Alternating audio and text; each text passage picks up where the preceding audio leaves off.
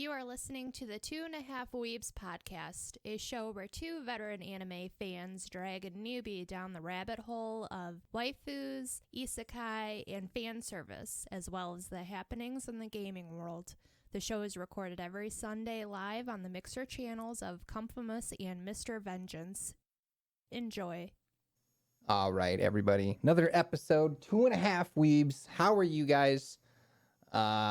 This week, we're going to be discussing Mob Psycho 100 and then another episode of In Specter, which is cool. But how have you guys been this Season week? 1. Yeah, season 1 of Mob Psycho. Yes. So how have you guys been this week? What have you guys been up to? Nothing, because I haven't been home. I Yeah. mean, there's that. Mm-hmm. Copper's been That's, very busy dealing with some shit, which is unfortunate. Yeah. I've done like nothing. Uh-huh. I did go to DreamHack yesterday. That was fun. I might go back today. What is that? That is a tournament. So correct? It's a gaming community celebration event, pretty much. Oh, okay. Gotcha. It's basically like a small con. Uh-huh. There's sponsors and stuff there, like Western Digital was there with their new hard drives. There was Fortnite was there, and they had their whole booth because everybody that works on Fortnite in LA just came down, which was funny because they had a lot of the same people that I saw at E3. Mm-hmm. There's a lot of industry people there. There was a lot of DreamHacks are very local based. So like this is the one in Anaheim, and the reach pretty much goes out to Phoenix, and that's it. And then in a couple months, there's going to be one over in Houston, I believe, and that takes over like pretty much the center of the U.S. And then there's one in Atlanta. I think there's going to be one in Seattle as well. But so it's basically a small con. There's a couple panels. There's some cool events. DreamHack does always have some of the bigger tournaments, though. DreamHack Right. Atlanta is known for having really big Smash tournaments. Right. There was some Smash tournaments at this one, but there wasn't anything massive. I saw some Halo speedrunning as well, which I'm a big fan of. Ask me about speedrunning. So, what's your favorite part about speedrunning? The speed? Specifically, breaking games in ways that they shouldn't be broken, but that developers don't give a shit enough about to patch. Such as in Halo 1 mission number 7, you're escaping from a ship, and there is a very specific shield that you can stand on top of, shoot it, and then by the time the shield reappears, it glitches and just shoots you through the wall to the end of the level. It's a 7-minute completion for a 30-minute level. That's cool. And Sekiro swimming through walls is always fun. Got it. Yeah, So, I know you can do some shit like that in Dark Souls too, where you just basically skip just Dark Souls is another one where you can just like fly through walls at certain points in time, which is really funny. And then Mario is great because like Super Mario World and Super Mario 3, if you actually break out of the map and go underneath where the map is, you can find the entire game's code written in blocks. Okay. This is actually how the game's code is stored for certain levels. So you can find all of the blocks written there, and you break through those blocks and break the game pretty much. There's a great video of, I believe, Seth Bling doing it. Okay. Because he's one of the big Mario guys. And so he basically goes underneath Super Mario World and starts breaking a bunch of blocks. He's like, okay, so if I break this block, there's going to be bubbles everywhere, so nobody freak out. And he breaks it, and then just bubbles start popping up. And he's like, and if I break this block, I'm going to be invincible for the rest of the game. And then he just like, because he just spin jumps on it, and he's invincible. And he's like, yeah, basically this is how the game works now. Interesting. I love speedrunning. I like watching speedruns. shit. It's very interesting. I've never been like super big into doing them because like I'm too much of a completionist for that shit. But yeah, it's cool. Yeah. So not a whole lot of interesting things going on. No, not at the on my moment. end anyways. Kind of. Because haven't been home, haven't been able to do anything. So Right. Yeah, we're just kind of like treading water for a while till we get some more shit.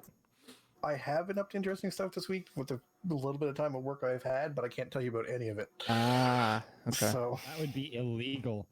That's an NDA. Nobody worry about my technical difficulty issues right now. Are you having technical issues right now? I think I'm restarting my computer right now. Issues. Oh, that's fun. Ugh. Give me 20 seconds. Give me 2 minutes. Okay. But yeah, I know me and Copper are very excited about the new Division 2 expansion coming in a couple weeks, and I'm very excited for it. I'm prepared. I was playing some Tarkov. We're excited for that. It's gonna be super fun. What have I been playing? I've been playing some Division 2 and Tarkov, which literally just crashed and didn't crash, but the servers took a shit on me. So I lost all the shit that I was about to hopefully extract with, and I was upset. Yeah, that happens. But yeah, still frustrating, but that's okay. No big deal. Yeah, I think between the Division 2 and then the Destiny expansion, well, the next season of that on the 10th, so that'll be cool. I'm hoping Keep me busy. next season is decent. We'll see. I really am. We'll see. I don't know. I have tempered expectations. Wait, is that the right? I guess That's sure. That's the right usage. Yeah. So yeah, that's gonna be interesting to see. And I don't really think there's any other big release. Wait, we're still a couple months out from the big shit, aren't we? From what? From like the big couple new releases. When's Cyberpunk? April? Cyberpunk got pushed till like September. Oh, okay. I didn't think it was that far. Okay. It was earlier. But was it? I thought it was April. No, it was definitely It's April. April. That's right. So that comes out in April. So that's a couple months off. But Final Fantasy VII's remake is sooner. I'm not really. I don't think I care, to be honest. April 10th. So somewhat I'm sooner. actually really excited for Final Fantasy 7 remake. That's cool. So- I hope it's good, and I hope people enjoy Those are it. But I a week apart between Cyberpunk and Final Fantasy VII. So because of that, I'm not getting Final Fantasy VII. I'm just gonna go wait till we can get Cyberpunk because it's new. And then The Last of Us Part 2 is also out on May 29th. I never that's played the coming up first as one. well. Neither have I. It's not my type of game. I know people are super excited about it though, but I'm Yeah. like, eh. It is a very, very good story game. Oh yeah, I've seen the story because I watched Kaylee play it. Yeah. Because she played it, and I was there to watch most of it, and yeah, it had a great story. Just not my kind of game. Like it seems good, but not. I personally like the gameplay to it, but I can definitely see how it's not. See, I'm never super interested in like just kind of those single player, story driven games a lot of times. So, yeah, it's okay. I'm sure it's a great game. Like people, it's just held people talk so highly of it. It's a good game. Not for me. And I hope the second one is just as good. So this week, we covered the first 3 episodes of Mob Psycho 100, which was definitely a thing. Doesn't look like an acid trip. No, definitely not at all. Don't lie. It's I watched the opening for Mob Psycho every time because it is an acid trip. It is. All right. It really is. 1 second. I'll pull it up on stream for everyone just because it is psychotic. Would you say it was mob psychotic? You know what? Hey guys, thanks everybody for showing up. It's been a wonderful week on 2.5 Weebs. Yep. We all had a great time. Did we? I feel like I ruined Comfy's good time, but that's okay.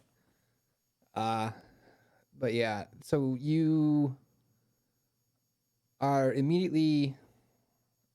Did they start it off in the dude's office, right? What is his name? Reagan. Reagan. Okay, you're in his office, and he's talking to a couple who is like, this is haunted. They basically want to hire this guy as an exorcist. As to basically perform an exorcism. Yeah, he's a psychic, supposedly a psychic, and Sure is. they can deal with spirits and make them go away. This guy is a fraud and just is clearly a fraud. Doesn't know anything. I mean, he might know some stuff because he's researched some stuff, but like he's not able to. He knows literally nothing. Yeah. No, He knows some basic things such Right. as like spirits don't like salt, except he doesn't realize that it's purified like salt that is like blessed salt. Instead, he's using table salt, stuff like that. So Yeah. Yeah. but he knows basically nothing. He is my least favorite character in this show. I hate him so much. Relatable. I hate him. Like, I know that he's supposed to be like comedic relief, but everything in this show is comedic relief, and he's just like abusive. Okay, so you don't get to see it here, but his character also has a like all the neat thing about this show.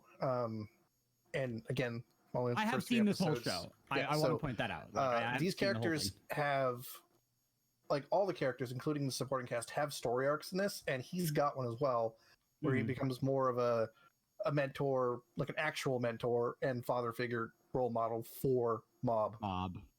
So. Well, I'm a big super fan annoying, of, like at first, because this is basically what he is. He's basically a con man at the beginning of the the show and stuff like that. So, but the thing is, he's not like a con man in like a fun sense. He's just kind of a jackass, and Mob is too stupid to figure it out. Which is the point of Mob, is he's just an idiot. Yeah. But Mob like, is kind of too trusting and whatnot of stuff. So. Yeah. Yeah, it's like even when you get the more supporting characters out, like you get Dimple that shows up and he's like hanging out with Mob the entire time. He's like, Mob, you know you're getting abused right now. He's like, nah, I'm okay with it. He's like, dude, you know you're getting used. Like, stop it. Mm-hmm. Yeah, Mob's kind of aware, but he's like, it's fine. Yeah. So he he ends up want to be alone, like me. So he works for That's the why I hate guy, and like. He called him on his cell phone when the ghost shows up, because they go Like to you where used the ghost is there, where it's supposedly haunted. It is haunted, and so this ghost appears, and he's like, "Well, I guess I gotta call my secret weapon." And then he calls Mob, who just like teleports to him, doesn't he? No, it does a little like time skip. Yeah, Does it do the Mob time gets skip? there, he Okay, just- all right. Yeah, he just comes over. He's Okay, like, hi, all I'm right. here now. Yeah, and then he just like destroys the ghost like it was nothing, and then the couple pays. Fuck, I forgot his name already. Reagan. They pay Reagan, and then he gives Mob like pocket change, just about. It's like, here you go. It is He gives literally him pocket thr- change. 300 yen. I don't know what which that is translates equivalent to. a little less than $3. Oh my god. It's literally And now pocket I want change. to point out, when he's giving him the money, he's like, I shouldn't even be giving you your full hourly wage, but because this was like an on-call job and you showed up, I suppose you deserve it. It's like, okay, calm down there, champ. Yeah. Like, we don't need all of this sass. Yeah. But that's why I don't really like Reagan, just because I don't like that dynamic. But yeah. Yeah, There's still They have plenty of a- other good things about this show. I still recommend it. he's basically the this sleazy is- manager. And He is Yeah. 100% a sleazy manager to start. Oh, yeah. And that's Like I will literally still recommend this show because I've watched it through. I know what it is. Listen, we didn't even get the blonde dude. He is. Oh yeah, we haven't got to him yet, which You is don't get him proper until like episode 6, and he is. Oh man, is he a great side character? oh no. They introduce a villain that has a complete 180, and his head gets a complete 3 feet. So it's really interesting. Everything in the opening song is 100% accurate. You just don't know it yet. Peachy. Peachy. But yeah, I want to point out, when Mob takes out this first spirit that he interacts with, they do some really, really, really good animations. This is Studio Bones that makes this show, by the way. Like, hey Copper, off the top of your head, do you know what Studio Bones makes? Otherwise, I can't think of them, but I know they've done like incredible stuff before, so that everybody loves. So they do some really small shows. Only a couple of them are up for awards this season. They did a small show called Carol and Tuesday. They did Noragami. They did Space Dandy. Mm-hmm. They did. I love Space Dandy. Yeah, they did Soul Eater, which we only talk about the first half of it anyways. They did Ouran High School Host Club. They did Full Metal Alchemist and Brotherhood. And then they're currently working on a really small indie project called My Hero Academia. So, yeah, Chair, I was leading up to My Hero. It was the last one I was going to list because it's the most current. Small studio, you know. Small studio. They do really good stuff really well. But I'm a big fan of Studio Bones, and they kind of kill it with all the animation in this show. I just kind of also, I don't understand the style of this show. So the style of the show, I don't know if it was the studio's decision or if it was a push from the author. Because this is written by the same guy who made One Punch Man. This is made by the same guy who made One Punch Man. It's written by him. He does all the artwork for which is why they comics. All look like Saitama. Right. All the comics that he does, he writes and does the art himself. He's not a good artist. I can't even say he's not a good artist. He has a very distinct, odd style. Well, he is self proclaimed. Yes. That his style isn't good. Yeah, he has said himself, my style is not objectively. This is not me saying he's bad. Yeah, he has said that I'm not the best artist, which is fine. His stories are more of his focus, anyways. And his stories kill it. So his art style is very unique and slightly different for the two comics. But what you see in this show is basically his actual art style reproduced one per one. Yeah. So unlike One Punch Man, where they went in a different direction with the art style. I think they normalized some characters, just not all of them. This show is very weird because of that, because his art style is very over the top and weird, but it also fits this show pretty well because it's over the top and weird. The show's over the top and weird. We're dealing with psychics, and this kind of lets them, go whole hog with weird shit for psychic powers and effects and stuff like that, which is what we see a lot. So it is very psychedelic in the fight scenes. Yeah, it's a very, very weird, but I like it. I can't say I don't. So I really do like this show, and I even like the way it looks, even though it's bizarre as shit. It's very abrasive to me sometimes, and then other times it's not. Right. It can be super abrasive for, the fact that it's ugly a lot of the time. You're really trying to skirt around it because it's all in the eye of the beholder. But yeah, it really is. Yeah, it can be very ugly to most people. So that is kind of a, I think that's one of the biggest what's the word that I'm looking for? Hurdles. Yeah, the biggest hurdle people are going to have with the show is what this show looks like. It's going to be the biggest problem for people because it's not pretty by any stretch of the imagination. By any stretch of your imagination, I think it's gorgeous. It's a lie. That was a bold-faced lie. I apologize.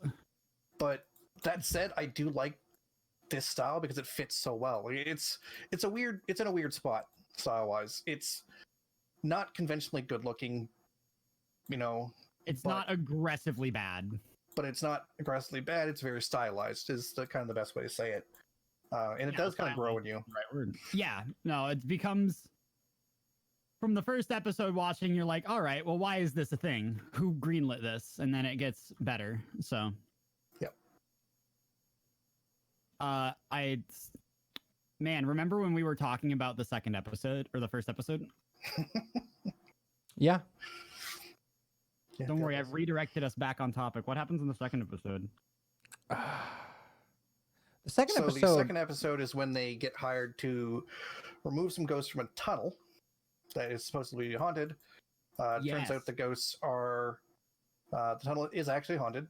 It's haunted by ghosts of a biker gang that had died Mm-hmm. It's like mega haunted. Yeah, and it turns out the biker gang had actually died and become ghosts because they themselves were attacked by a ghost that lives farther on in the tunnel.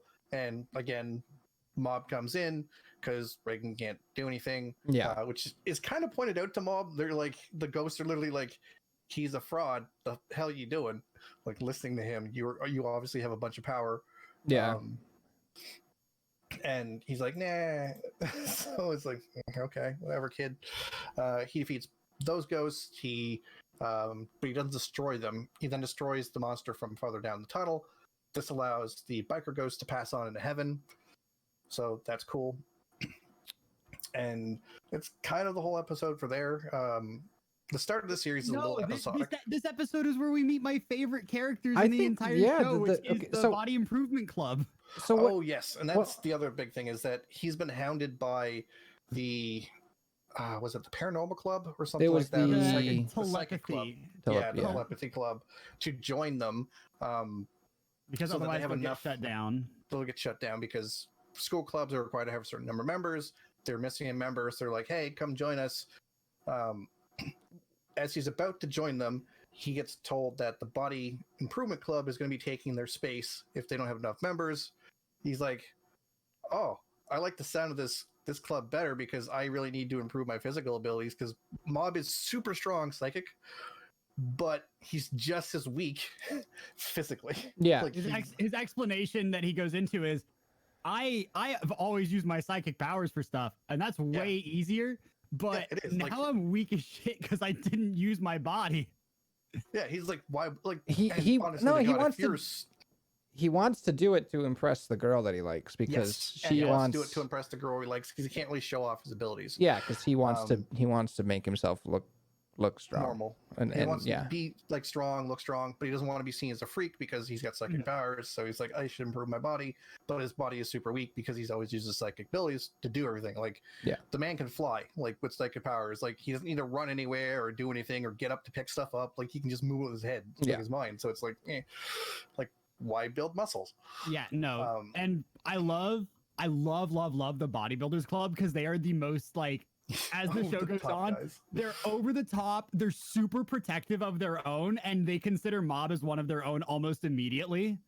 Yeah, because he joins them, so they're like, he's one of us now, and they are super protective of Mob, and they take care of him, and they just want to see him grow and be better and stronger, which is so wholesome and happy. I love it. Because it could have been the super stereotypical, like, which is really just nobody likes it. Yeah. It's not fun. But these boys are just, they're good boys. They're good boys. Yeah. It could have been like, oh, we're, these meathead guys and, you're just a weakling, like that kind of shit. But they could have done a really dumb dynamic, but they just went with, I'm really sad. You don't need that anyway. That had a rabbit in it, I guarantee it. Yeah, so they went with a better overall dynamic, which is nice.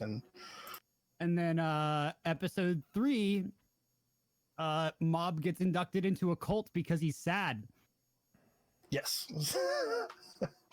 So Mob is sad. Wait. So... Didn't what happened to the episode where they tried to sneak into the girls' school? Wasn't that episode? Was that 3? That might have been episode 2. Part of 3, I believe. Was that's it part like of the 3? beginning. Okay. Yeah, I believe that's part of 3. So they get hired to exorcise a ghost from a girls' school. And obviously the only way to do this is to dress up as women. High school girls, a fully grown man and a middle school boy dressing up as high school girls. So they cross-dress as girls. Reagan, of course, obviously gets caught immediately by and they like security. They stop him coming in. Does he get arrested? They look at Mob and go, "Yeah, he's a girl." Yeah, let him through. No, they look at Mob and say, "That was really close. The bad man almost made it into your school. Here, let's escort you to class." Yeah, basically. So Mob's able to go there, and he meets the ghost on the campus is a male ghost that Mob then destroys. It was just it just wanted to be like a peeping Tom. Yeah, he just wanted to be a creep. Hey, maybe his name was Jordan. You don't know ghost. that. either way, he was just like, I just want to peek the girls. Haha, lol. No, you're dead. pretty much his entire. That was his MO. Yeah, he's just like, yeah. And then he gets destroyed by Mob incredibly easily in a beautiful psychedelic animation. Right. It's pretty cool. So yeah, then he is walking home. Well, so the ghost that he kills was like, I was super lonely and useless in my normal life. Now I just want to have friends and not be alone all the time. Yep. And be happy. And then Mob is like, wow, now I'm sad, but I also don't feel emotions because I'm bored as hell. So Mob doesn't feel many emotions. And then they got more into that in episode 3, didn't they? Yeah, they talked about. We're on episode 3. Was this episode 3? Okay, it doesn't matter. Yeah. But yeah, at the end of it, like right when he explains why he doesn't have emotions, why he like basically suppresses them. Yeah, himself. they explain it later on. I don't remember at exactly this point, why. He's like walking home and super sad. And then some weird lady in a creepy ass mask. A creepy like white mask with like a gigantic smile on it. Yep. It looks like oh god, like a theater mask. Yeah. Yeah.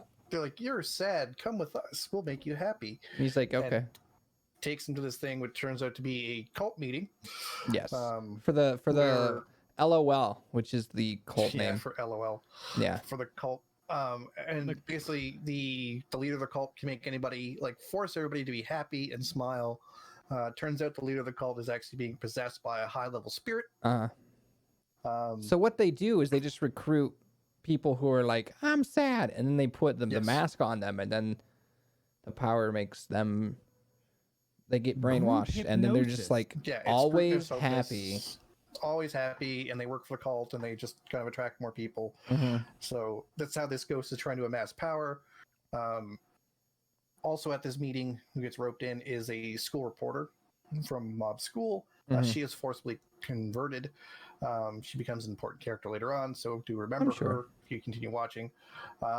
And it doesn't work on Mob because Mob is a psychic, and his natural defenses just kind of stop it from working. But is Mob a psycho? So this pisses off the spirit possessing the cult leader, and Dimple, which is the name of the spirit, comes out to try to kill Mob.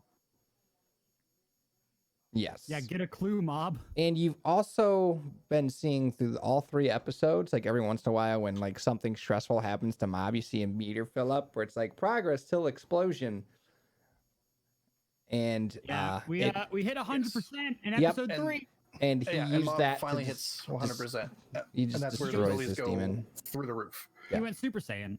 Yeah. So yeah, whenever Mob hits 100, his abilities go out of control basically, and past what is the normal human limitations, and he just kind of destroys Dimple because of it.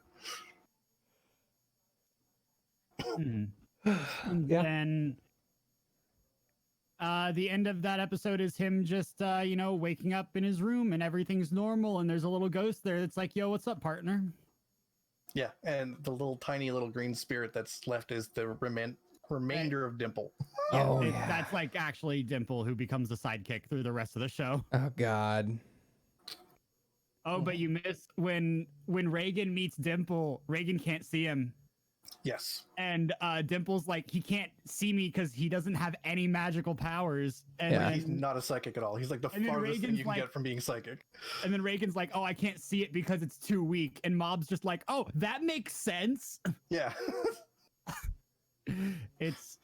That makes more sense than what the spirit told me. Yeah, why would I trust the spirit? He hasn't been giving me $3 an hour. Yeah. Yeah, I dislike... I don't know. I like his character at the same time. Like, it's really stupid, but like, it's funny. But the show already does a lot of weird shit, so it's kind of like... It does. The show is weird shit by definition. Let's be real. Yeah. It's very strange overall. Yeah. It's a very good show. It's extremely well written, just like One Punch Man is. It's just weird. I might watch more of it. It's very I don't know. odd and kind of out there. So if you don't mind like a stylized animation and you're in for kind of a strange coming of age story, go to town on this one. Like, Yeah. both seasons of this show are awesome. I have not watched the Animation- second season. The animation quality is great in both. They have very interesting story arcs in both seasons as well, for everybody involved. And it's just a good show. Like, if you enjoy the writing in One Punch Man, you'll probably enjoy the show. Yeah, it's not exactly like 1-to-1, but it's definitely Yeah. It's not a one-to-one thing, but if you like One Punch Man, you'll probably like this show because they're written by the same person. So all that, like, it's a lot of the same style of comedy.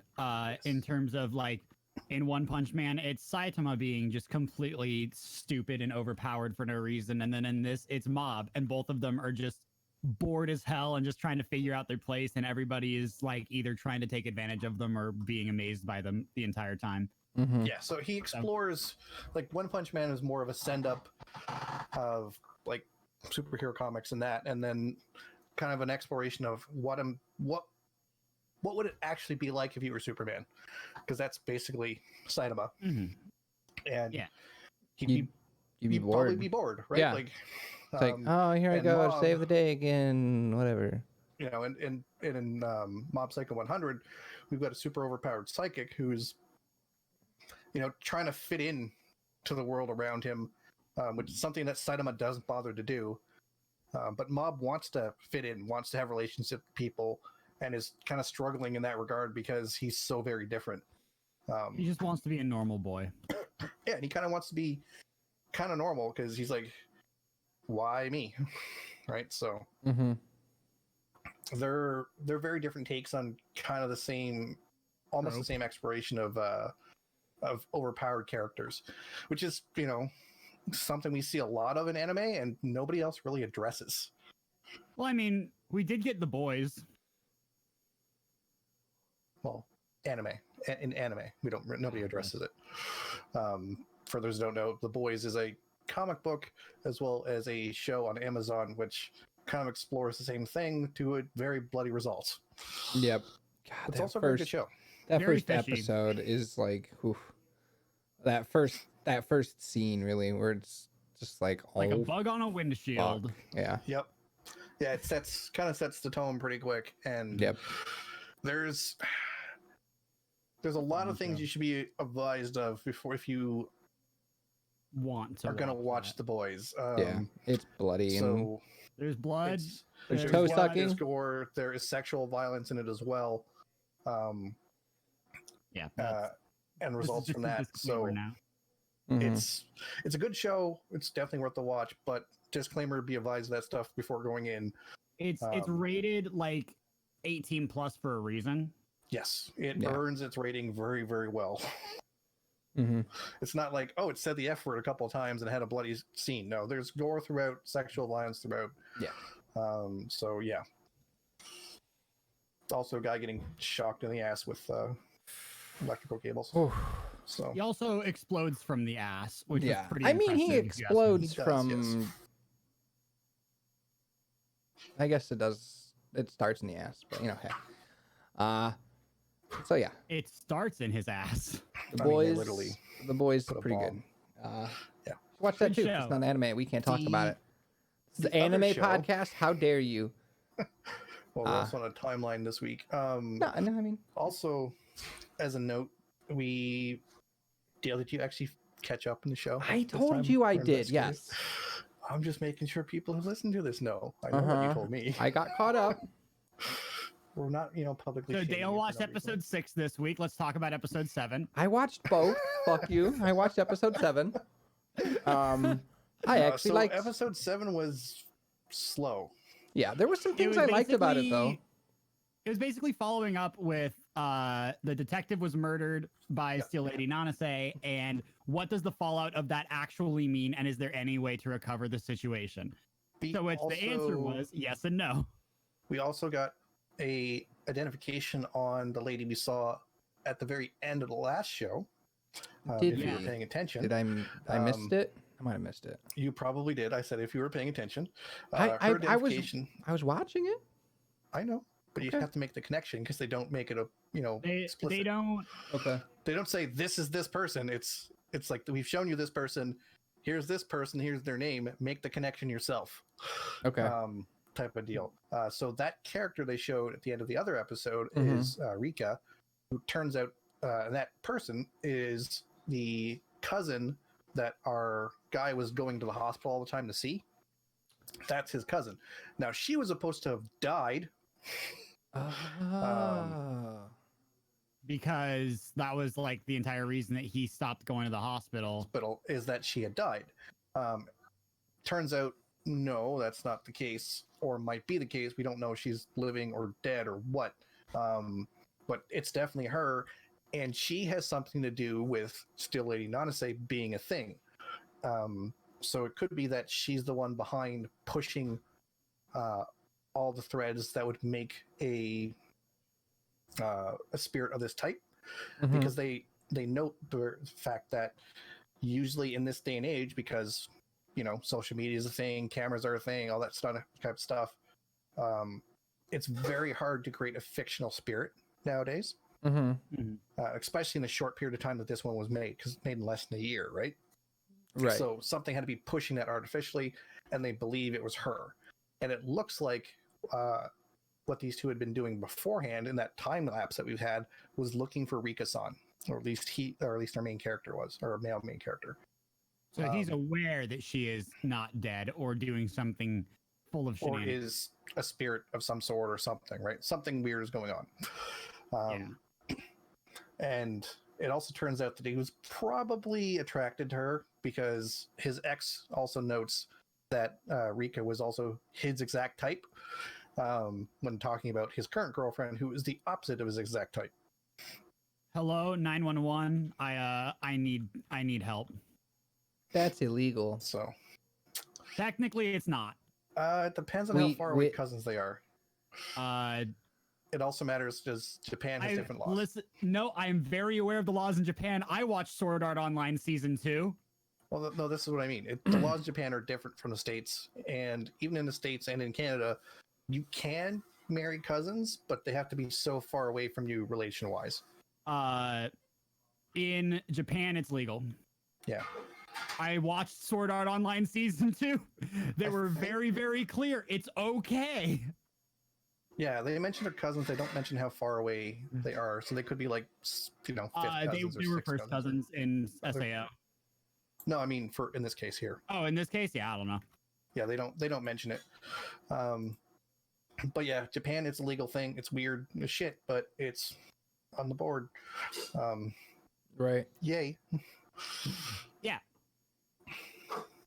It's it's pretty much all we've not a lot happens here. They basically cover they have a great time. The fallout of the detective dying, and the difficulties they're going to have in setting up the believable fiction to reduce the ghost power, and to mention that the fact that the ghost, now that it's killed someone, and the rumors flooding online about it being more violent and stalking people now until they die, means that things are coming to a head, and should come to a head next episode, from everything they'll be leading in. But pretty much that's all that really happens here. It's a lot of exposition again. This episode was literally titled the preparing for the hunt for Steel Lady Nanase. Like, it was literally like preparing for the hunt. So I also like the way that this episode ended, where Kuro was like, listen, I'm going to go out and I'm just going to go fight her, because I can't die. And if she's fighting me, she's not going to kill anybody. Yes. And technically, according to the rumors online, if she's trying to kill him, she won't go after other people, because according to the rumors now, if she's stalking someone, she stalks them until they're dead. But since he can't actually die, she should just constantly stalk him. So that's a good lure. There is one thing I want to note with this show that I found very strange, is the title card sequence when we get a title for the episode. Yes. It reminds me so much of Pokemon. Not visually, but it's the sound. It's the sound cue they use. It sounds way off for the rest of the show. It was really weird to me when Pikachu showed up. So it's like it shows the title, and it's a black screen with white text, but it has that kind of sound, little musical bit that they would normally play with, here's the Pokemon title thing, and it's like, that seems out of place here. I hope you know next week I'm gonna start like presenting this show by its Japanese name, and I'm not gonna say anything other than right now. So next week I'm just gonna go, good morning everybody, welcome. We're gonna talk about Kyoko Sweiri. Because I see it every time the title card comes up, and I am just like, why do we use the normal name when we could be Weebs? Because we're really bad with Japanese pronunciation. Yeah. Speak for yourself. Yeah. By the Copper, I forgot to ask, am I required to bring my my Nezuko cosplay?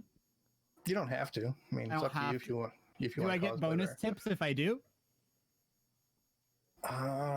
Well, the girlfriend's coming, so I can't give you a bonus tip. I'm sorry. Damn it. What wait, now? Wait a second. I think we're talking about two different types of tips. I need an adult. Yeah, I'll make you an adult. Don't worry about it. But yeah, she should be coming for the trip for GCX because of how school should work out. She should be done her placement stuff the week before. Yeah, GCX soon. So even if she starts a job pretty much right away, she should be able to get that time off. So, which is cool. Mm-hmm. I'm excited. That's gonna be fun. I'm gonna be excited to actually start working on stuff for my own booth for GCX. Man, because I haven't been able to get anything done this week. I'm gonna be a babe. Yeah, you are. I like the fact that how cheap my tickets are for GCX, because the table cost is very low and it covers two tickets. Yeah, I'm surprised. $100 for the table, and it's 2 passes. So that's really good. Nice, dude. Mm-hmm. Very good. That's insanely good. I should get a booth. I mean, you have to have the booth manned 100% of the time that you're there. I know. Yeah, because you have to have it manned until, the second day of the convention when you're already sold out and there's no reason for you to be there. Some people sold out the first day, depending on people and how much stuff they brought. I'm just giving you some, Yeah, I also have to finish setting up my US bank account soon. I'm just waiting for RBC to get back to me with the card and stuff like that. That's fun. You're going through Arby's. No, RBC. It's the short form for Royal Bank of Canada. They're one of the few banks that allow you to set up a American branch account when you're a Canadian citizen, which is it's a huge issue because our banking systems are very different. We favor. I can't. Well, the thing is, in Canada, for my bank, I can email money to other people, right, as a transfer. Yeah, that's so cool. So there's no fee for wire transfers, which is what you guys do. We don't have that. There's no fees or anything like that. It's just I log into online, can send money to anybody's account in Canada that I want. See, we have that, but it's just PayPal. Yeah. So this has no fees. There's no fees associated with that kind of thing. So I can't do that from a Canadian bank to an American bank because your guys' banking system doesn't work the same way. So I have to set up an American bank so that one, I can pay GCX my $100, and two, that while I'm there, I can accept payment via card. That's kind of really important. Because as Comfy remembers from being there last year, pretty much every booth also takes card payment, not just cash, which is good because not everybody carries cash on them in the convention anymore, which is a little weird to me personally. So I understand why you would want to carry cash. I also understand why you definitely would not want to carry cash in this modern day and age. Yes. Where it's very, very easy for me to, if my wallet gets lost, I can call my bank and say, stop everything. And in less than 15 minutes, everything is shut down and nobody can use my money or my accounts. Well, depending on who you're with, you can have a phone app that does it for you. You can literally just log into this app and hit a button and your stuff is locked. All my accounts actually, I only have two accounts that I use regularly, but they both have an app that I have a shutdown button on. Yeah. So. And that's super, super easy versus if I'm carrying $50 in my pocket for a cash purchase, then somebody takes my wallet and if I get it back, that $50 is gone and it's not coming back. And I can't dispute it with the bank because it's not a cash charge. You can't dispute cash charges. reason is that for the cash like machine things, right? The debit machines, is that it allows for impulse purchases. Oh yeah, absolutely. Someone might take out $50 to spend on stuff. I'd already spent it. Be walking by your booth and go, oh, I really love that. I don't have cash on me. It's like, well, we take card, like we take debit, and they're like, oh, sweet, right? And I'll take two. I saw that happen so much last year; it was not funny. Well, see, the thing is, for me, my mentality, because I'm terrible with my own money, as we all know, because I'm broke and in debt all the time. Being a student. Yeah, it's partially my fault, and I'm willing to take.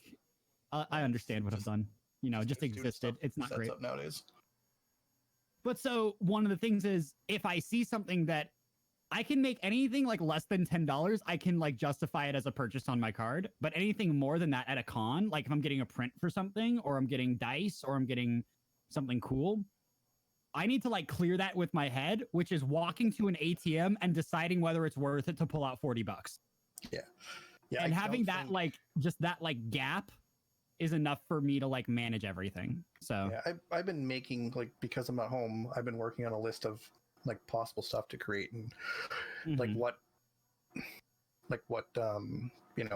things should it be like? Should it all be Destiny stuff? Should I branch out into other games for things and stuff like that? Which I think I should. I would definitely aim to have at least 3 Cyberpunk and 3 Final Fantasy prints. Yeah, I'm gonna have to have stuff for Cyberpunk and Final Fantasy. Just don't let Square find out that you have Final Fantasy things. Also, probably Tarkov. Tarkov would be good, but I think there's very few things that you can do. But if you do them well, you'll sell it to everybody. Well, that's the thing, right? I'm probably just gonna do a shirt for Tarkov. I'll probably just do the cheeks when I have posted up on Twitter. Well, I mean, you can just do like a drawing of cheeks and it says like divide this or something. That's a free one. You can take that out of my paycheck. So, wait, why am I paying you? Because you want to. So I'm looking at like doing shirts, posters, postcards, that type of stuff. Maybe stickers. Like there's a few. I have to get in touch with a few people to see what stuff would cost to have made, because I have to have everything made beforehand. And I have to have you also need it to be in Florida, ready to go. So you're going to need someone that's already there. So I'm going to have this stuff made probably in Florida and then taken to the venue for me, because I'm doing this international and I don't want to move a lot of shit across the border. Yeah, well, if you have to move anything across the border, it just becomes customs issues. Right. It's a customs issue. It can get lost on the plane, because it then would be on a plane somewhere. There's just a whole bunch of. There's a million things that can and will go wrong, because man, listen, have you ever flown on an airplane before?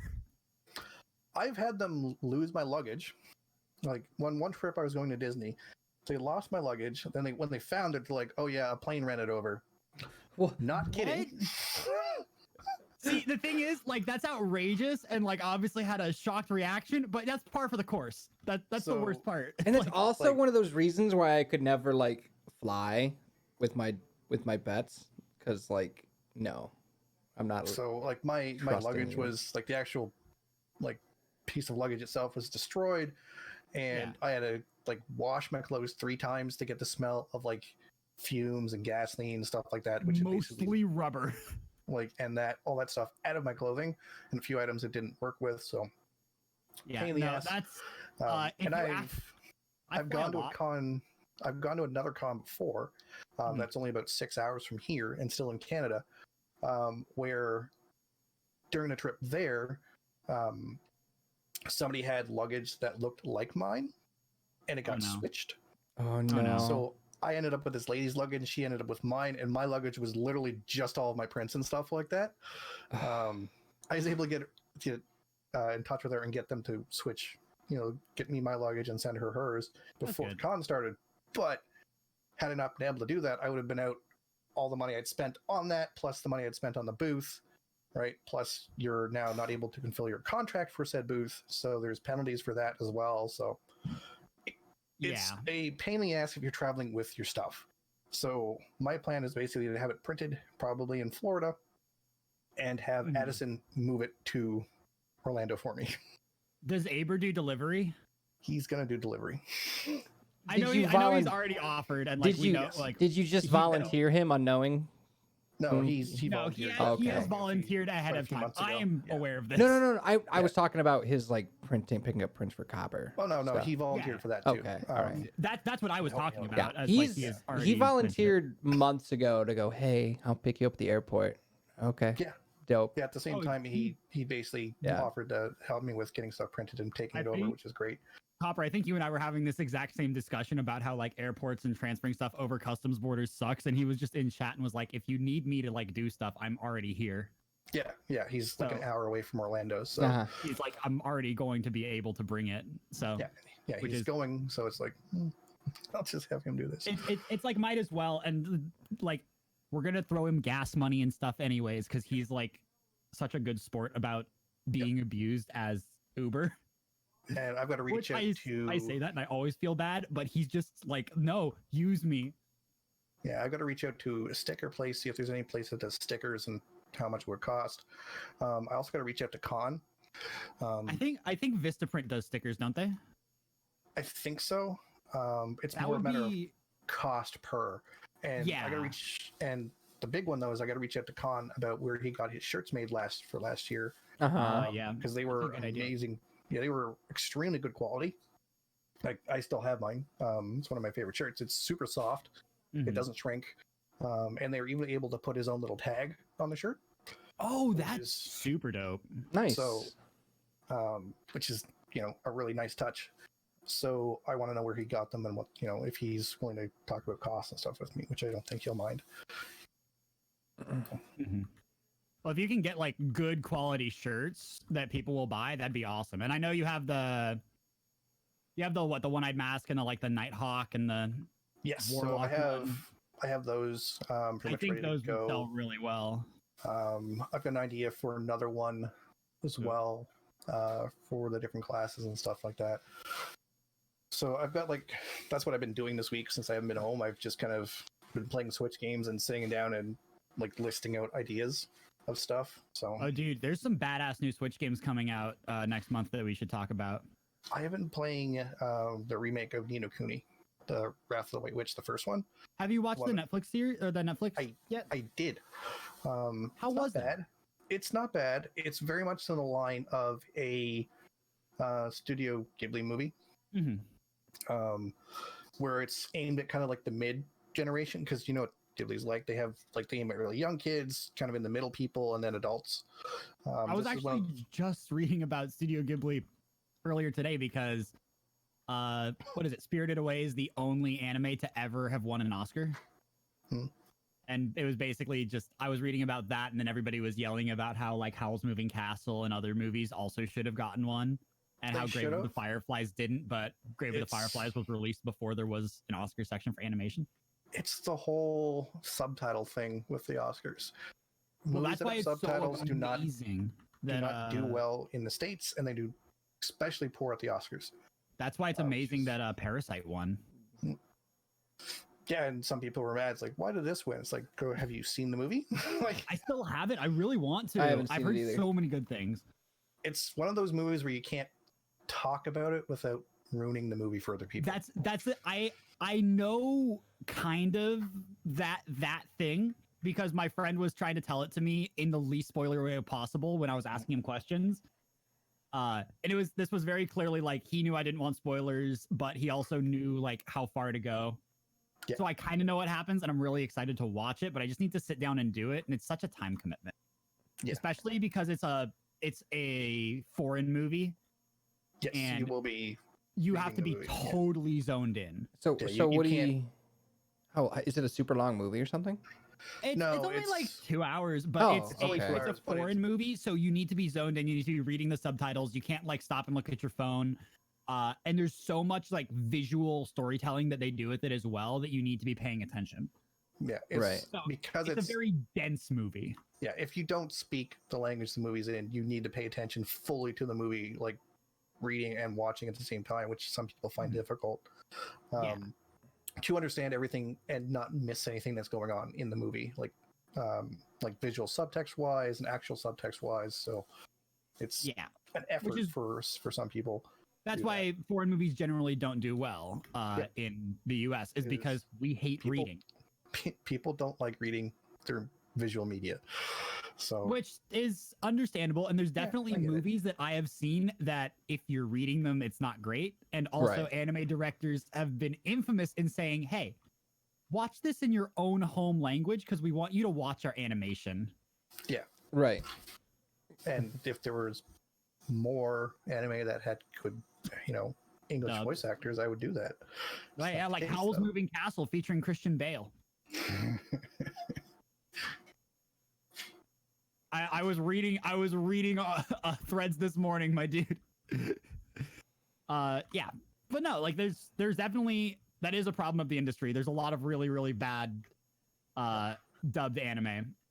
And It's also unfortunately, really, really good dubbed anime, but with the movie ones, it comes to the fact that they try to do the thing they do in the West, which is like, well, we need to attach some big names to this film so people will watch it. So Yeah. you get things like, Christian Bale and Howl's Moving Castle, and it's like, well, what's you- so funny is you that don't the need to do video that. game Like- industry literally copied that 20 years later. yeah, They did. And copied the it's- exact thing, which was trying to bring more people into the medium by attaching big name actors. That's how we got almost every voice actor in Destiny when Destiny started was an A-list actor. Lance Reddick, Yep. Nathan Fillion, Peter Dinklage, Bill Nighy, like I'm forgetting the actress for Ikora's name because I'm dumb, but Well, I mean, was and also the actress for The Stranger. Like Yeah, they're all known actors. Like their names weren't like were Nathan nobody's, right? Fillion and oh god, the original voice of the ghost. You just said it 2 minutes ago, and I'm Peter Dinklage. yeah. Peter Were Dinklage? Peter Dinklage and again a voice that I Nathan Fillion. yeah, Fillion? were they not? Were they ever together at the same time as the cast? Because they replaced Peter Dinklage. Yeah, When so Taken Nathan King Fillion came was out, paid didn't when they? the game launched. Yeah, Was so, he? I never Yeah, noticed. But he was Yeah, only he's- he was only a side character. They Yeah. didn't bring the Vanguard as main characters into the game until Later. Taken King. Oh, I didn't. Yeah. I never even noticed that he was they Nathan started- Fillion No, the whole That's when time. they Like people Um, were literally Oh. like, "Oh my god, did you guys see this Easter egg? It's a Firefly Easter egg because Cade 6 is voiced by Nathan Fillion." Yeah. I guess I never know. Yeah. And because big, Ikora was voiced by I forget her name and it's killing me. isn't she the person from Firefly as well? She's also in Fire. She's the other like there are two Yes, main characters in Firefly. She's the other main character. Oh, And God, that's why what it's is her killing name? me because I know her. I know what she looks like. I know her voice. I just can't remember her name for the life of me. And then they brought in Sagira, who was another actress from Firefly, and like they brought in the stranger who was what's her name from Walking Dead. And then you had other games like PT at the time, which ended up becoming Death Stranding, was getting why can't Gina I remember his Torres name anymore? is a Norman Reedus. Yeah. And you no, had Call of Duty was hiring Kit Harington. Hmm. Like Yeah, they even did motion cap for him. Mhm. But yeah, when Destiny first launched, the big push for people like name wise was Dinklage. Yeah, that they're was like, the he's the big ghost, one. Yeah. right? And they kind of like these other people He's there too, but they your weren't a ghost. focused kind of thing. There was a lot Because- of like quote Easter eggs about people who worked on this, like the series as voice actors, and then the music as well. So Mhm. I'm always a big fan of when games put like the devs in Easter eggs. Yeah, that's pretty cool. Or stuff like that. Like in Bloodstained, for example, which was a Kickstarter Metroidvania game. There's like portraits on the wall that will attack you because it's vampires and shit. Like it's normal. Sure. Yeah. But all of those portraits are either devs or people who backed at a certain level for the Kickstarter. yeah, Like Cool. I love that stuff. It's so cool. And it's just Yeah, the devs having fun. yeah, that's pretty common in Kickstarter games. There's what game did I play recently? It's a Kickstarter game. But But at it's the very end- common to make like at for the- Kickstarters to make people NPCs and stuff, which is so it's just fun because that's all they're trying to do is just enjoy themselves. Yeah, there's a Kickstarter game I was playing where at the end of it during the credits, it shows all of the backers, and there's Mhm. 11,000 backers for the game. Damn. Yeah. And so they're all like super small script in this like I think it's like 4 rows and it just kind of scrolls. Super That's- it's like oh my. That's great. But it's neat seeing everybody who's helped make the participated game in the backing. game, right? Like that was a nice Yeah. touch. They didn't have to do that type of thing. So Mhm. I also love when they try to make T-shirts with everyone with like varying sizes based on how much they've donated, and it's always a mess, like design wise. mhm. It's great. Oh, we should do a Kickstarter. For what? I don't know what for, but I bet we could do one. Nah. If you want to make a successful Kickstarter, it has to have miniatures in it. It has to have what? Miniatures. Miniatures. Like the All right, so we're gonna have Copper is going to Seriously. make miniature. If I don't you- know. What are you gonna If make? you look at Kickstarter and what succeeds on there like all the time and does super well in terms of money, We Like, talked about this when we were doing board games, didn't yeah, we? it's always miniature games. Because Because people everyone love wants miniatures. miniatures to use for Uh-huh. everything. Because even if the game sucks, if it has cool minis, they're like, still have cool minis. I can use this for other stuff. Mhm. I can use this massive Cthulhu from Call of Cthulhu, from Cthulhu Wars to do a Cthulhu-based campaign in Dungeons there's- and Dragons. There are HP Lovecraft role-playing games as well. So Yes, but yeah, which makes sense because, you know. Mhm. yeah. Hey guys, am I gonna get a rabbit? Nope. What are you doing? He's Okay, so my quest you this welcome. week on Destiny. Welcome to This Week in Destiny with Comfy. This week in Destiny, nobody donated their Fractaline despite Bungie saying, "Guys, donate it. You have enough. Please just finish this. We want to go home."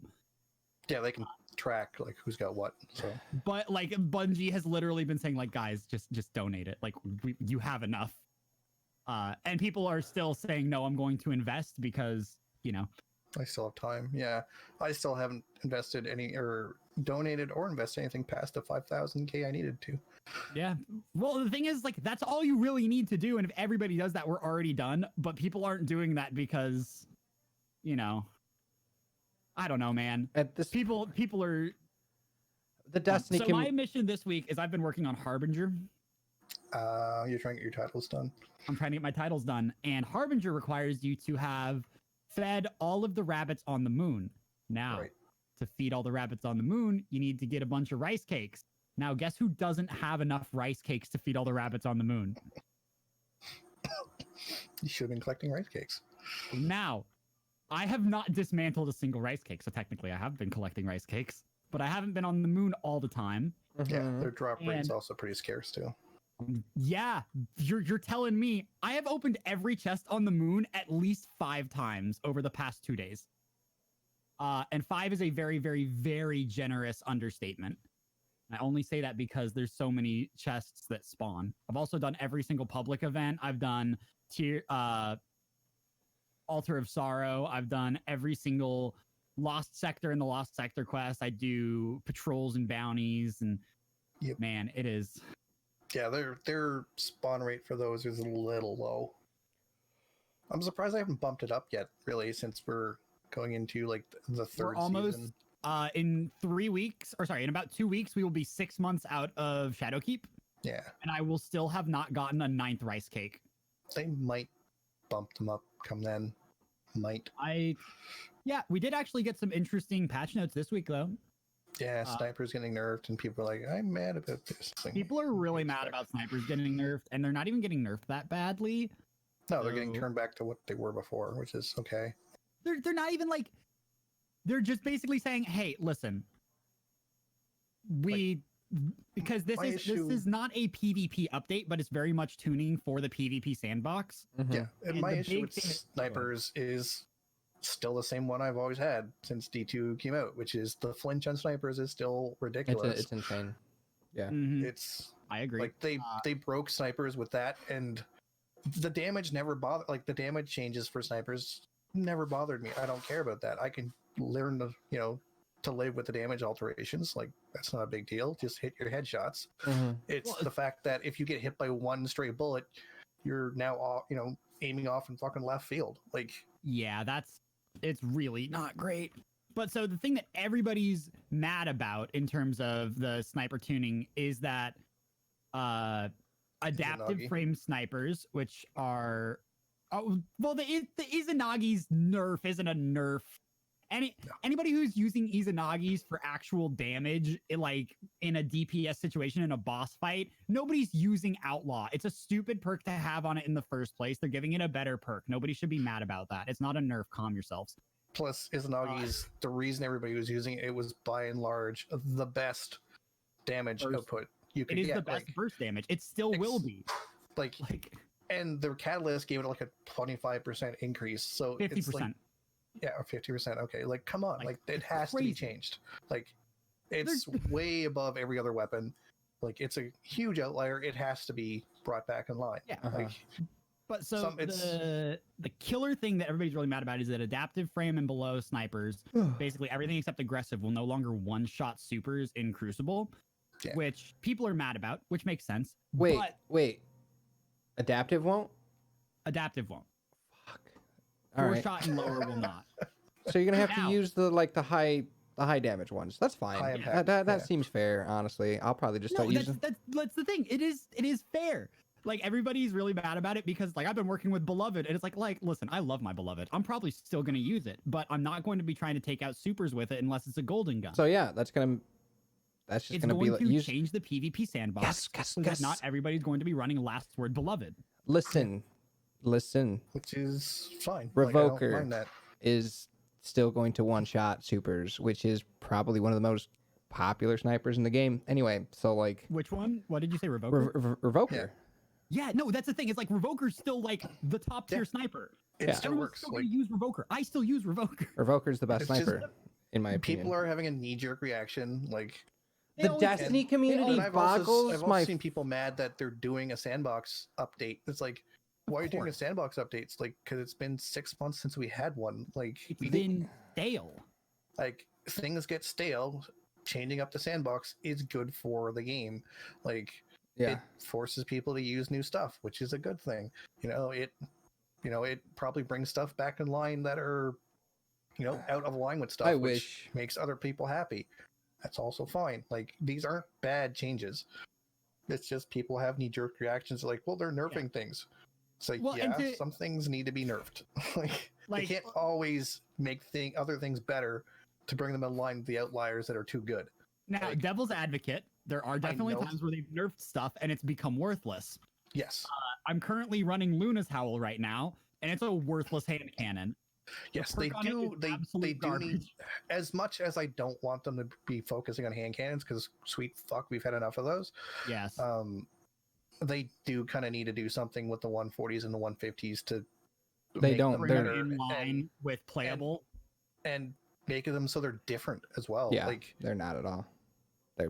Which is like, there's obvious guns to use in those in those two categories, and if you're not using them, you're using a worse gun, like just objectively speaking. Well, so this past week I've been getting back into comp because I'm trying to go for legend really quick before the season ends, and if I get it, cool. If I don't, then it's next season.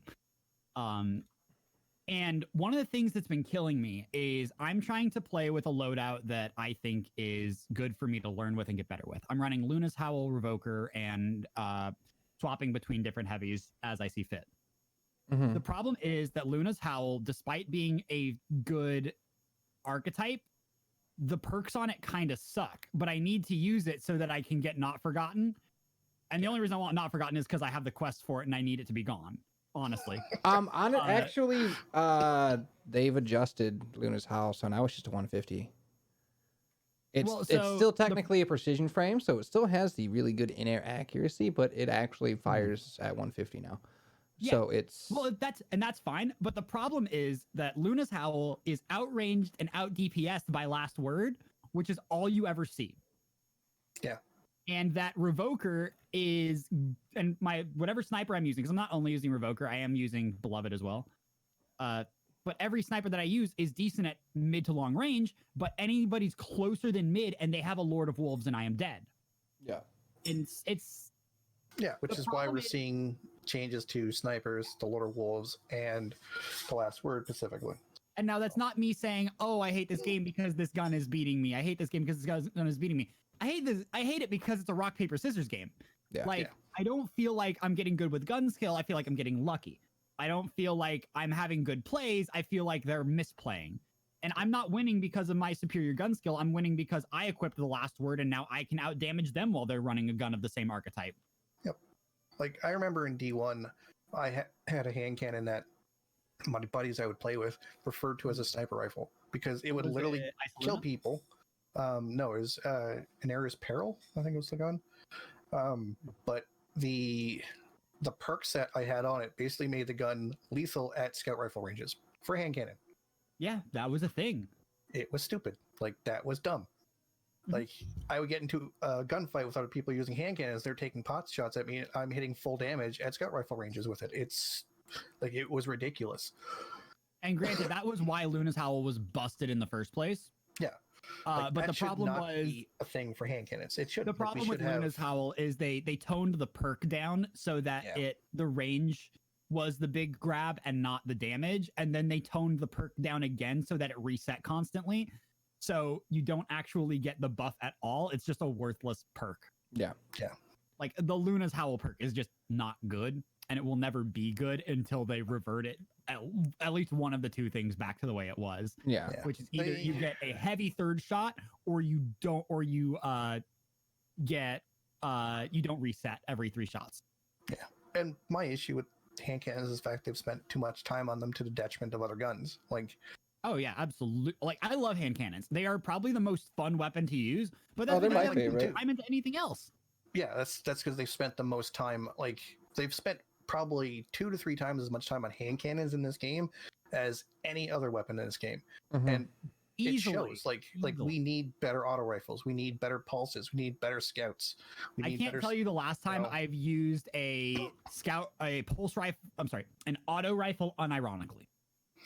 I use I know people are currently using hard light because it's the hot meme. yeah. But what's even the stupid in name that of sense, thing? that wouldn't count for me because that's an exotic and an outlier. Like auto rifles as a whole, I have not touched. Yeah, the auto rifle I use is an auto rifle or is an exotic, and that's because I'm playing on a Titan, and it just kind of feeds into what my Titan does. So Oh, Monte Carlo. so, I have not used an auto rifle since Doctrine of Passing. but aside from like the Monte Carlo, like, which is an actual good gun, Yeah. because one, it's on controller, it's insanely stable, like weirdly so. It is the What? most stable gun I've come across at all for controller, of any archetype, like auto rifle, hand cannon, like, it doesn't matter. It's the most stable gun. It's stupid. It doesn't move. I don't know if it's I don't think it functions the same way on mouse and keyboard, but on controller, for me, it does not move at all. Everything's stable on mouse and keyboard. So I'm so it's tired super today. stable, easy to use. And the perks feed into what you try to do with the Titan anyways, which is a lot of melee stuff. So Yeah. Mhm. but other than that, there's no good auto rifles. Like, and I love auto There's rifles. just not. There's just Well, not a good one. There's no great scouts. Like, we used to have really good scouts in Destiny. Like, Mida was super good. I sucked the Vision of Confluence's dick for 2 solid years. Yeah, we had Right, Vision. I'll tell We you what. had I think it was pretty good. like, Vision was good. Mida was good. Dude, the Mida multi-tool in Destiny 1 is still one of my favorite weapons in any game of all time. I then straight there up was have a the- print that I bought at Guardian Con that I hang on my wall.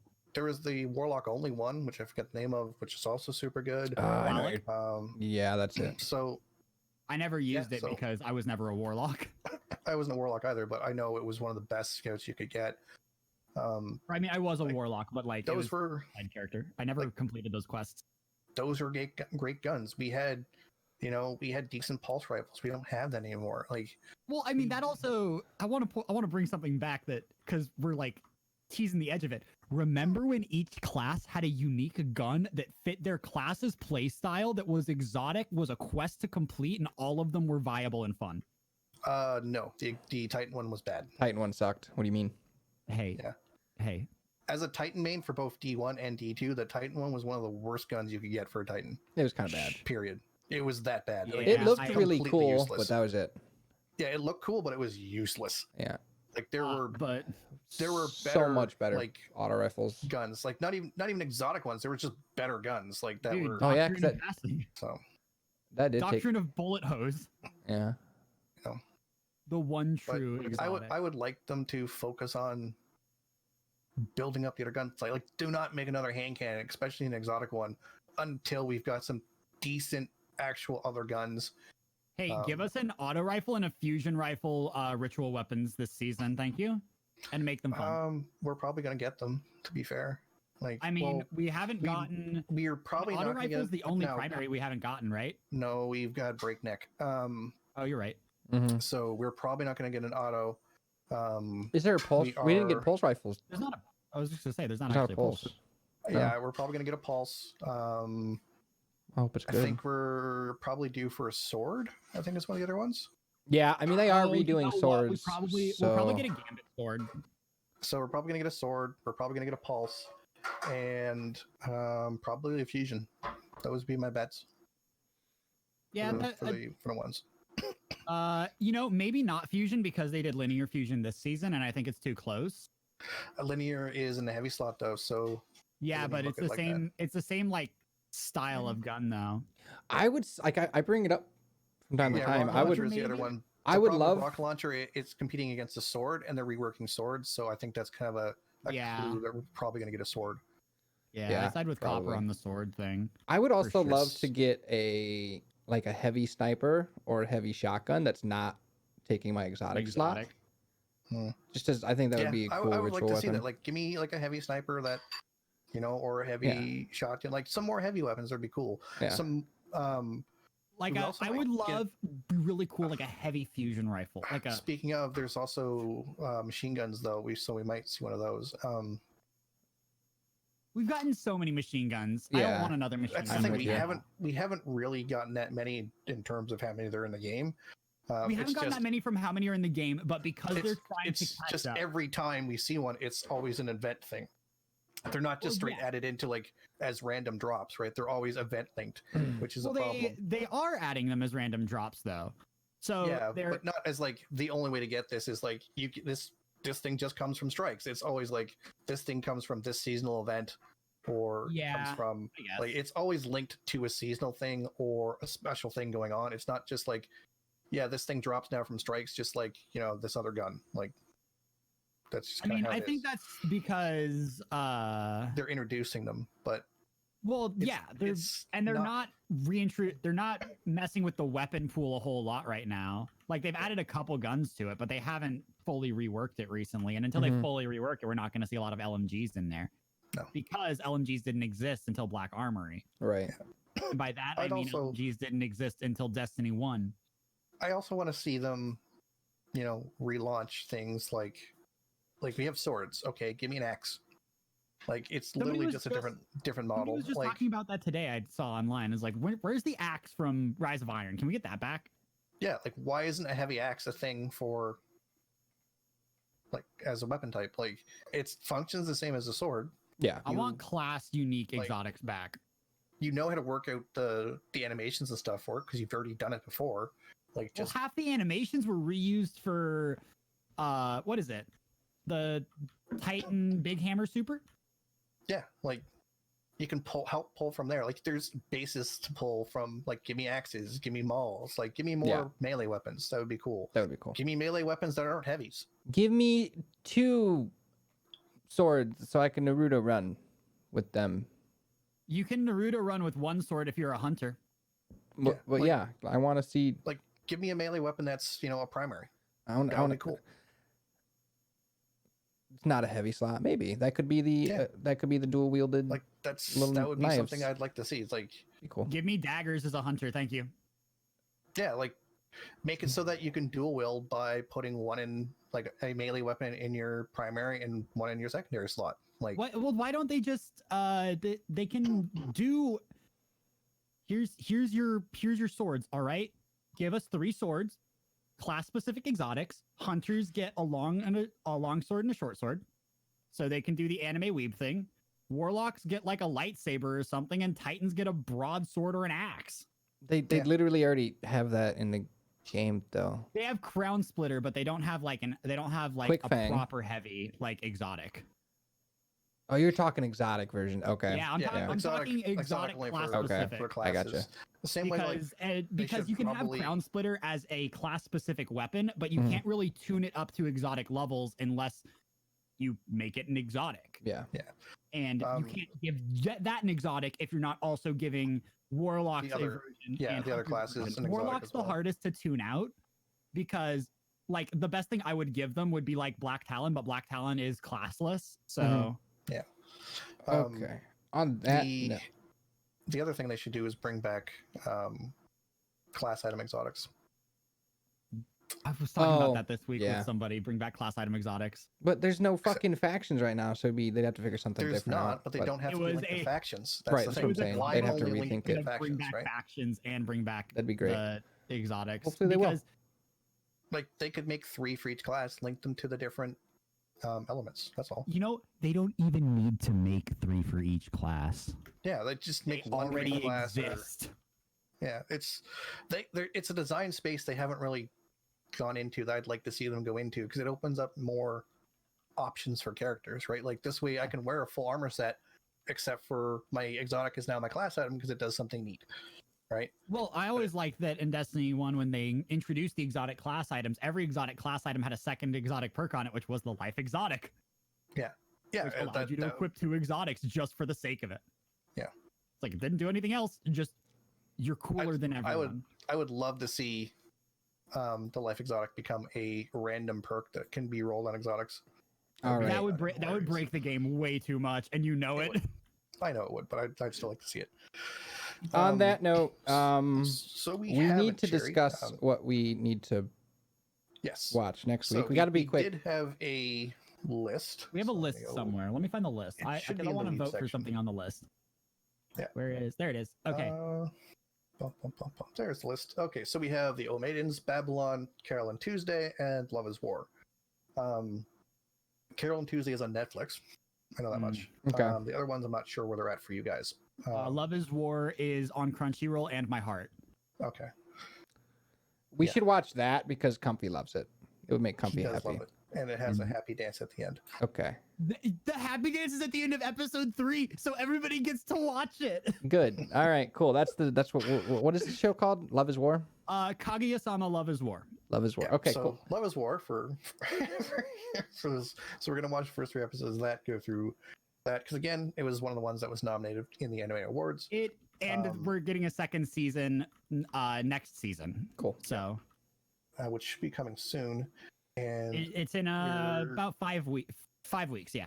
Okay. and we're about a going to be watching episode 8 of the Investigator Show, and hopefully it's not all exposition because We'll see. goddamn, the exposition episodes are boring. But Yeah. when it's not, it's actually good. It's Like, can you I- pick a tone. I enjoy it. Like I It's don't a mind weird it. It's a weird pacing. They're It's like telling a boring- story, man. It's a good They are, story. but it's I'm on both sides here where I like the development of the story and I like how it's progressing, but because they keep flip-flopping, it's so weird tonally where Mhm. we're getting an episode where they're all just sitting in a hotel room talking and learning and building up story, which is great. That's vital. Mhm. But then the next episode is completely like opposite of that. And so it's not that it's bad that they're building story and doing exposition. It's weird that they're doing it in the way they are because they keep changing the tone. I feel like this could be paced better. That's what I feel like with the show. Yeah. Also, can I give a really big shout out to Mixer today for me not dropping more than 1% of my frames somehow? Good job. So yeah, next week, Love is War, another episode of In Specter. Gonna be great. Hopefully. It should be an interesting one. Yeah. So it should be I hope. an action one. So yeah. We need to wrap up though. So where can Yes. everyone find you? And we're gonna actually do a quick wrap up We're gonna do this it week, quick. right? All right. You want me to Yeah. go first? Go ahead.